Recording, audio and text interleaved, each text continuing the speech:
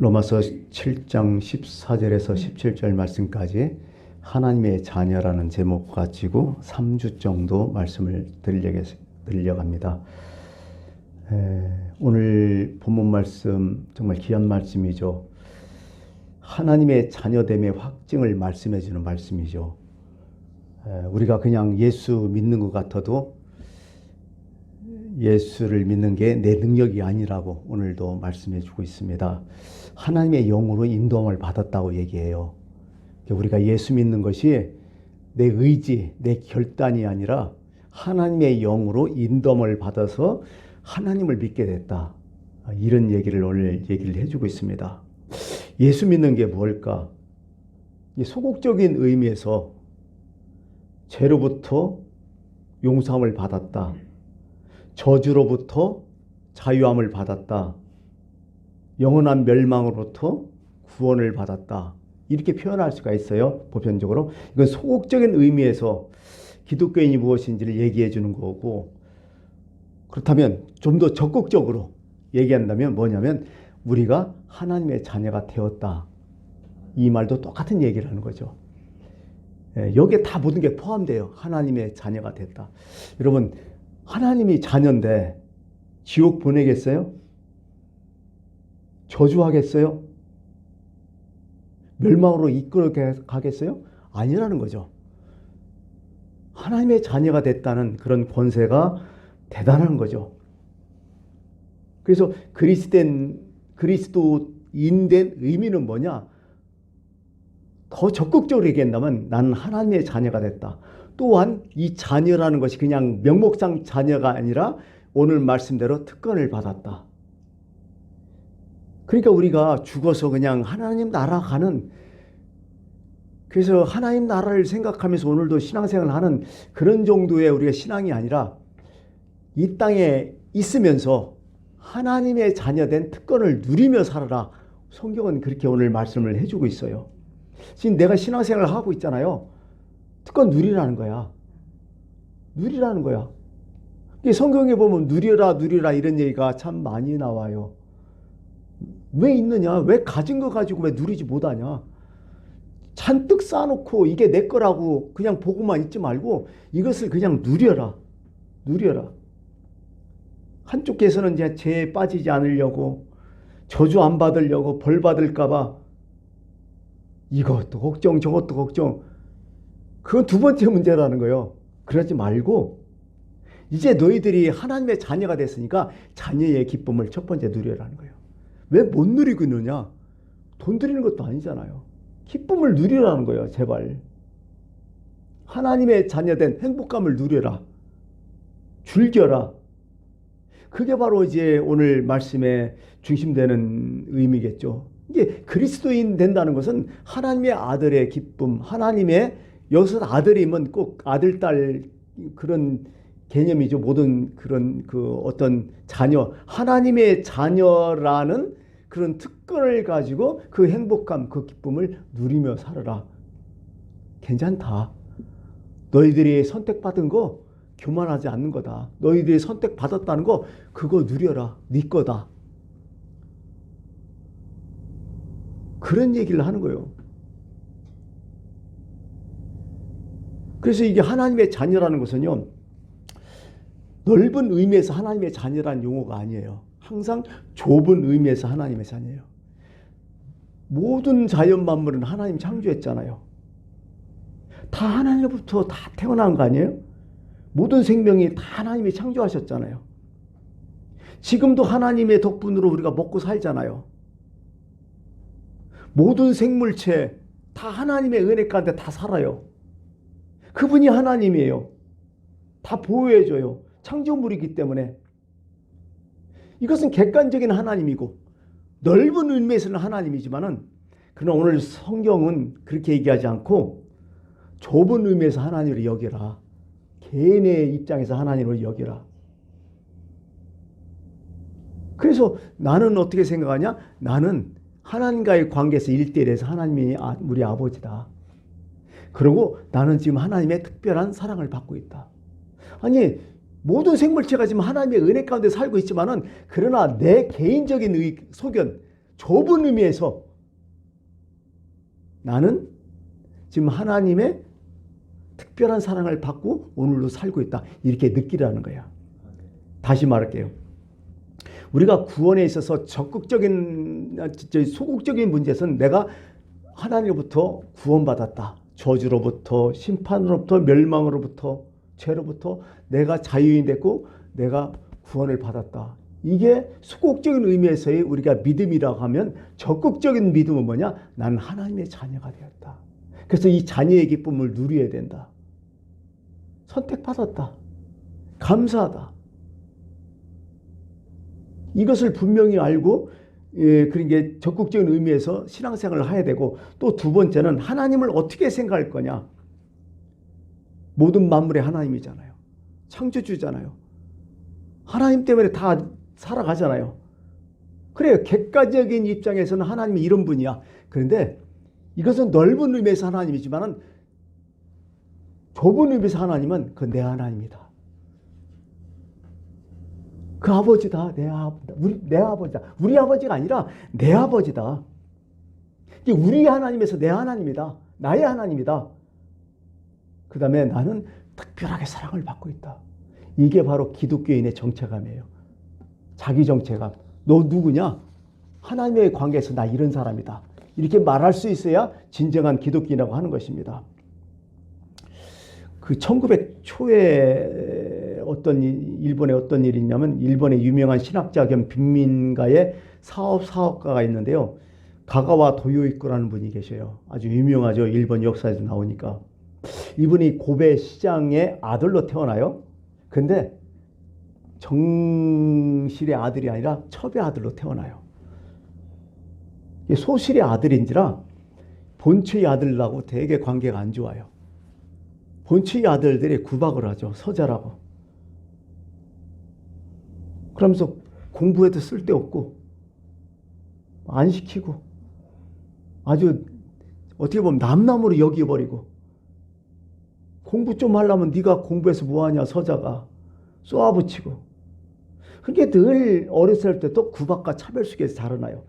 이게 동양 문화의 특징인 것 같아요. 우리 조선시대 또 서자들 슬픔이 있잖아요. 홍길동전에 나왔듯이 아버지를 아버지라 부르지 못한다는 거, 형제를 형제라 부르지 못하는. 그리고 똑같이 일본도 마찬가지였어요. 그렇게 외롭게 지내요.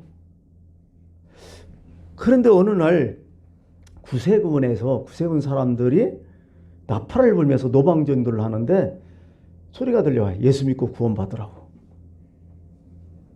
그러자 이 가가 도요키는 나가가지고 얼른 딱 한마디가 뭐냐면, 서자도 구원받을 수 있습니까? 너무 차별이 심하니까. 그러니까 그렇다고, 하나님은 누구든지 다 상관없다고, 구원받을다고. 그래서 그때부터 예수를 믿게 돼요. 예수를 믿으면서 그 교회에서 청년 시절 영어를 배우려고 일부러 성경 공부반에 들어가요. 옛날에 선교사가 와서 영어를 가르쳤으니까. 그리고 그게 계기가 돼서 신학교에 또 들어가게 돼요. 신학교에 들어갔는데 몸이 너무 약한지라 구박받고 힘들어서 그냥 폐병에 걸려요. 예전에 폐병 걸리면 다 죽었잖아요. 그러고 폐병에 걸리면 아예 내쳤잖아요. 그러니까 폐병에 딱 걸리니까 어떻게 돼요? 신학교에서도 내쳐버려. 교회에서도 내쳐버려. 집도구라고. 이 사람의 마음속에는 너무 많은 상처가 있는 거야. 그래, 가족들부터는 내가 내쳐가지고 구박받고 차별대우 받고 살았지만은 교회는 다를 줄 알았어.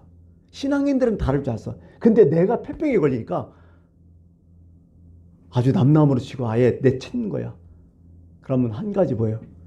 기독교인에 대한 실망감, 교회에 대한 실망감. 그러면서 죽을 생각을 해요. 자살하려고 해요. 근데 자살하려고 돌아다니다가 어떤 사람이 그러는 거야. 저 어디 가면 그 어느 지역에 가면 거기에 개척교회 하시는 나가노 목사님 있다. 젊은 목사님이신데 그 마지막 그분을 한번 찾아가라고 누가 이렇게 은연중에 탁 나가는 거야. 그래가지고 얼떨결에 그 교회에 참석해요. 당시 나가노 목사님은 개척교회를 했는데 5년 동안 개척교회를 열심히 했는데 한 사람도 교인이 없어. 자기 그냥 부인하고 조그만 어린 자식뿐이 없어. 근데 어느 수요일 날, 이렇게 수요일 날이죠. 갑자기 어느 한 청년이 오는 거야. 빼샥 마른 청년이. 교회에 앉는 거야. 그러니까 이 나가노 목사님 얼마나 신났겠어요. 맨날 그 사모님 얼굴만 보면서 설교하다가 열심히 설교했죠. 그래서 예배가 다 끝나고 가만히 보니까 이제 세신자가 왔으니까 밥도 못 먹어 같아서 그럼 밥을 먹겠노라고. 우리가 밥 먹었어요. 밥 좀 먹고 가겠노라. 그랬더니 밥 먹었는데요. 그래서 사택에 들어와서 이 청년한테 밥을 잘 차려줘요. 근데 밥을 먹다가 각혈을 해버려. 막 피를 토하고 폐병한지 알지. 그러면 어떻게 해요? 다들 막 기겁하면서 막 내쫓는데 나가는 목사님 그러지 않는 거예요. 아무 말 없이 일어나더니 자기가 그 피를 다 음식을 다 닦아내고 그 다음에 또 다시 밥을 차려다가 밥을 먹이나. 그때 감동을 받아요. 그리고 이 나가노 목사님에서 신앙생활을 하다가 이분이 다시 몸이 건강해져서 신학교 가고 또 영어도 배우고 어떻게 하다 보니까 미국에 유학도 가는 거야. 신학교에. 그래서 이분이 갔다 와서 목사가 됐고 그 다음에 평화운동가로 활동하면서 교도소에 들어가요. 왜 그러냐면 평화운동가니까 그 당시에 일본 군국주의가 얼마나 심했어요. 예. 뭐 만주사병이랄지 태평양 전쟁이랄지 중일전쟁이랄지 막 이런 거 있으니까 그거에 대해서 반대운동하다가 끌려 들어가서 교도소에 사는 거죠. 그러고서 이제 나와갖고 인권 문제라든지 빈민 문제 이런 데 사역하다가 일생을 마친 분인데요. 일본에서는 되게 유명해요. 그분이 늘 이런 말을 했어요. 나는 하나님의 아들이다. 나는 고베 시장의 서자로 태어났지만은 분명히 나는 하나님의 아들이다. 나는 하나님한테 서자가 아니다. 나는 하나님의 자녀다. 이런 마음 갖고 그는 평생을 살면서 사역을 했다는 거죠. 그래요. 그분이 육체적으로는 분명히 첩의 아들이었어요. 한평생 첩의 아들이라는 그 서자를 갖고 멸시를 당하며 살았어요. 그런데 이분은 항상 마음속에 영적으로는 나는 그럼에도 하나님의 아들이다. 이런 정체감, 이 마음을 가지고 평생을 사셨던 분이라고 얘기합니다. 근데 이분은 여기에서 프라이드를 다 느꼈어. 누가 뭐래도 난 하나님의 아들이다. 나는 하나님의 선택받은 사람이다. 이런 마음을 갖고 평생 살았다는 거죠. 이게 바로 기독교인의 정체감이었다는 거죠. 이게 첫 번째 우리 기독교인의 정체감이고요. 두 번째는 뭐냐? 내가 하나님의 아들이니까 같이 예수 믿고 있는 사람은 누굴까? 그도 하나님의 자녀라고 인정해 주는 거예요. 그래야 진정 내가 하나님의 아들 되는 거예요. 또 아들, 딸 되는 거죠. 나도 하나님의 자녀, 또한 너도 하나님의 자녀. 그리고 우리는 한 형제다, 자매다. 육체적으로는 피 한 방울 섞이지 않았지만 영적으로 예수님의 피와 살을 나눈 사람이다. 여러분, 우리가 성만찬의 의미가 뭐예요? 피와 살을 나누잖아요, 서로. 영적인 의미에서 그런 얘기죠. 예. 나는 당신과 나 사이에 나는 형제 자매다. 이게 기독교인의 마음 자세라는 거죠. 예. 그래서 우리는 이런 정체감을 분명히 해야죠. 다시 말해서 육체적으로 내가 누구의 자녀예요. 그리고 서자일 수도 있고 고아일 수도 있고 부모가 모르고 태어난 자일 수도 있어요. 상관없어요. 이건 육체 문제야. 근데 영적으로는 분명히 내가 신앙이라면 분명히 나는 하나님의 자녀다. 그리고 내 안에는 하나님의 영이 계시다. 나는 하나님의 형상이 있다. 나는 그 하나님의 영에 지금 지배를 받고 있다. 그분의 인도함을 받고 있다. 그래서 하나님이 우리 아버지다. 이게 오늘 성경의 말씀이에요. 이걸 분명히 해야죠. 예수님도요, 공생의 초기에는 사람들도 안 믿었잖아. 예수님이 그런 말씀 하셨잖아요. 선지자가 자기 고향에서는 대접받지 못한다고. 존경받지 못한다고. 그러니까 예수 볼 때는, 갈릴리 사람들을 볼 때는 아, 나사렛 애구나. 그 다음에 육신으로 볼 때는 아, 저 목수아의 아들이구나. 이렇게 분이 생각 안 했던 거야. 예수님이 뭘 해도 이게 부정이에요. 이게 안 되는 거예요. 그렇고 그런 거예요. 가족들은 어떻게 했어요? 가족들도 환장했던 거죠. 예수님께서 이제 복음을 전하고 있는데 그 당시에도 가족들도 믿지 않았잖아요. 이상하게 생각했잖아요. 예수님이 사역 가운데 가족들이 찾아와요? 사람들한테 찾아와요? 사람이 있어서 들어가지는 못하고 어떤 사람을 시켜서 얘기해요. 우리가 왔다고 알려달라고. 그래서 어떤 사람이 와서 예수님께 얘기하죠. 당신 가족들이 와 있다고. 그래서 예수님이 단호하게 딱 이렇게 말씀하셔요. 누가 내 어머님이요 동생들이냐 하시고 둘러 앉은 자들을 보시며 이르시되 내 어머니와 내 동생들을 보라. 누구든지 하나님의 뜻대로 행하는 자는 내 형제요 자매요 어머니라. 딱 해버리잖아요. 영적인 의미에서 하나님의 가족이라는 거죠. 근데 우리가 하나님의 자녀라고 생각할 때는요, 영적인 의미에서 그렇게 생각해야죠. 육적인 문제는 아니죠. 어떻게 보면. 그래서 내가 하나님의 자녀니까 육적인 문제 필요 없어. 이건 아니에요. 예, 이것도 육적인 문제도 있지만은 그러나 우리 마음 깊숙이 속에는 난 하나님의 자녀라는 프라이드가 꼭 있어야 된다는 거죠.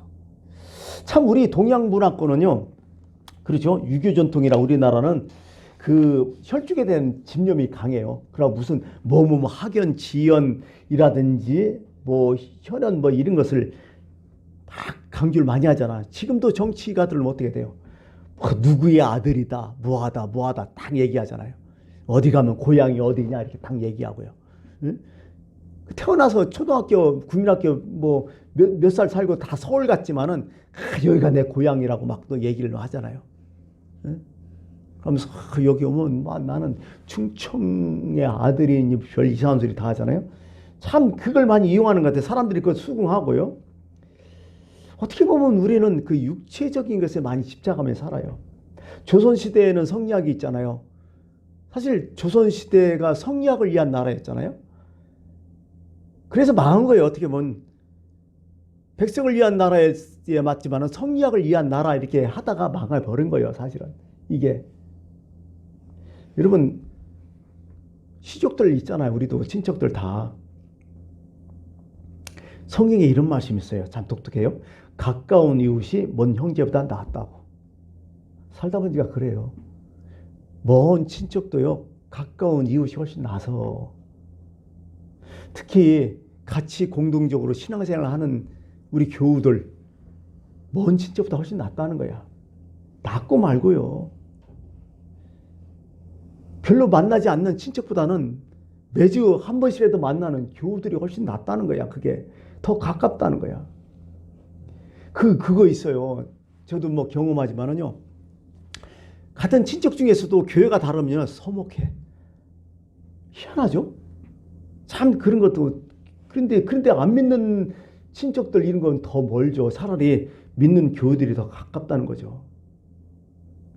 그러니까 어떻게 보면 우리는 이 땅에서 살아가지만은 육체적인 관계는 사실 그렇게 너무 큰 의미를 두지 말아야 되겠다는 생각을 들어요. 너무 거기다가 막 혈연, 지연 이거 필요 없어요. 가장 중요한 것은 뭐예요?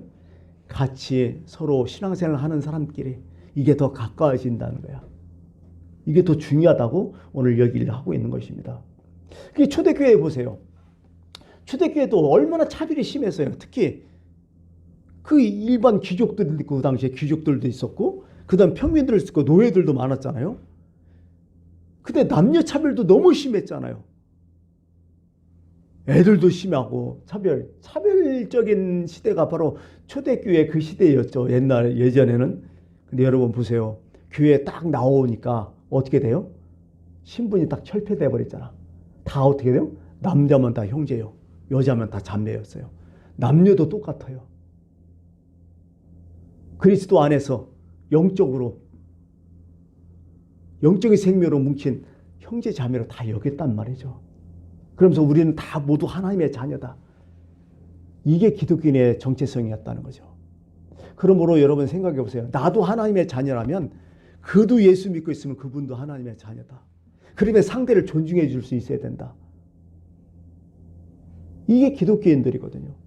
내야만 예수 믿는, 난 하나님의 자니까 너는 아니야. 이것도 안 되죠. 그래서 오히려 정말 신앙이라는 것은 내가 하나님의 자녀면 같이 신앙생활 하는 그분도 하나님의 자녀이기 때문에 하나님의 자녀로 대우를 해줘야 된다는 거죠. 그래서 사랑하고 도와주고 같이 짐을 같이 지고 이게 온전한 교회, 기독교인의 정체성이라는 것을 꼭 기억해 주시길 부탁드리겠습니다. 다음 주에 계속하겠습니다. 기도합니다.